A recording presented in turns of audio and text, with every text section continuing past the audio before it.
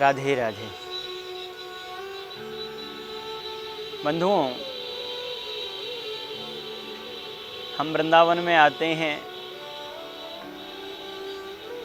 श्री बिहारी जी का दर्शन करते हैं,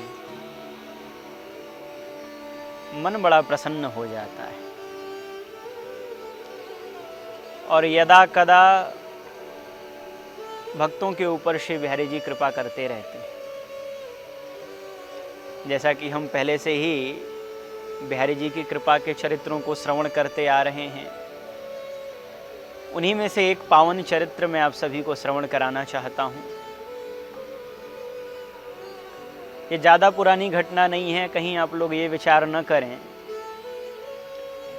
कि ये कोई 400-500 वर्ष पुरानी घटना है या सतयुग द्वापर की घटना है। नहीं, ये इस कलयुग की घटना है। लगभग आज से 35-40 वर्ष पहले वृंदावन में एक संत थे, बड़े ही प्यारे संत थे और भगवान की भक्ति करते थे। नित्य बिहारी जी जाया करते थे दर्शन करने। उन्होंने ये घटना गुरुजनों को सुनाई, जिन्होंने हमें सुनाई तो हम आपको बता रहे हैं। एक संत जो कि वृंदावन में रहते थे, उनके मन में विचार आया कि मैं बद्रीनाथ जाऊं, वहां जाकर के तपस्या करूंगा। बद्रीनाथ जाने का विचार किया तो आज के समय में तो बद्रीनाथ यदि हमें जाना हो तो बड़ा सहज हो गया है, गाड़ियों से जा सकते हैं, साधन हो गया है, आसानी से हम वहां पहुंच जाते हैं। लेकिन जैसा कि आप लोगों को पता होगा, आज से 30-35 वर्ष पहले यदि कोई गांव से निकलता था ना बद्रीनाथ के लिए, तो उसकी आरती पूजा करके भेजा जाता था। उसके लिए रोना आदि जो कार्य होता सब पहले ही कर लिया जाता था। सब यही सोचते थे अब ये आए ना आए कोई भरोसा नहीं है। ये घटना लगभग 30-35 वर्ष पुरानी है। संत यहाँ से गए, बद्रीनाथ गए, एकदम ऊपर पहुँच गए, माइनस के टेम्परेचर में पहुँच गए। जब वो जाने लगे, ब्यास गुफा आदि पार किए, ऊपर गए। जब बंधुओं ऊपर गए, मन में तो विचार करके गए थे कि मैं तपस्या करने जा रहा हूँ, लेकिन जब माइनस के टेम्परेचर में पहुँचे, भूख के मारे व्याकुल हो गए, कुछ खाने को नहीं मिल रहा। जो वहाँ रहते हैं वो जानते हैं इस बात को कि चाय भी बना के रखी जाए तो 1 मिनट के अंदर वो चाय बर्फ बन जाती, इतना ठंडा होता है वहाँ। ऐसे समय में संत वहाँ पहुँच गए। प्रातः काल का समय था, ब्रह्म मुहूर्त के समय में वहाँ पहुँचे और भूख के मारे व्याकुल हो रहे थे। चारों ओर देखा कि कुछ खाने को मिल जाए, लेकिन कहाँ, उन पहाड़ों के बीच में कौन आए उनको खिलाने के लिए। अंत समय में उन्होंने कहा कि हे बिहारी जी, यदि अब कुछ खाने को नहीं मिला तो प्राण निकल जाएंगे। अब हे बिहारी जी, आप ही हमारी रक्षा करो।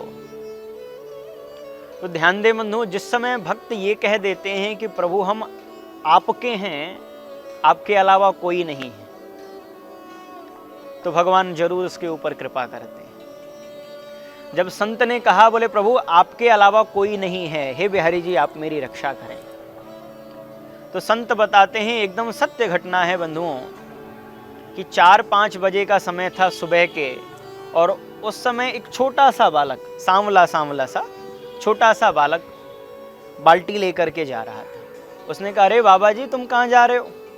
ब्रज भाषा में उनसे बात किया। बोले बाबा जी कहाँ जा रहे हो? संत ने कहा, भैया कहीं जा तो नहीं रहा हूँ, अब तो मैं वृंदावन जाने की सोच रहा हूँ, क्योंकि भूख के मारे व्याकुल हो गया हूँ। तपस्या तो मैं छोड़ के अब वृंदावन जाके रहना चाहता हूँ। अरे बाबा यहाँ कैसे आ गए? बोले भैया रास्ता भटक गया हूँ, अब समझ में नहीं आ रहा है कि क्या करूँ, भूख बहुत तेज लगी है। बोले अच्छा आपको भूख लगी है, निकालो अपना पात्र निकालो। संत हमेशा अपना पात्र स्वयं लेके चलते हैं।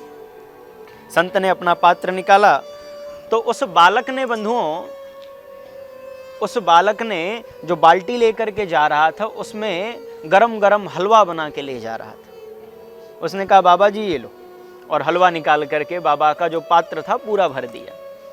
और बता दिया, देखो इधर से आप जाओगे ना, सीधे सीधे चले जाना, आपको मार्ग मिल जाएगा, आपको रास्ता मिल जाएगा, आप चले जाइएगा।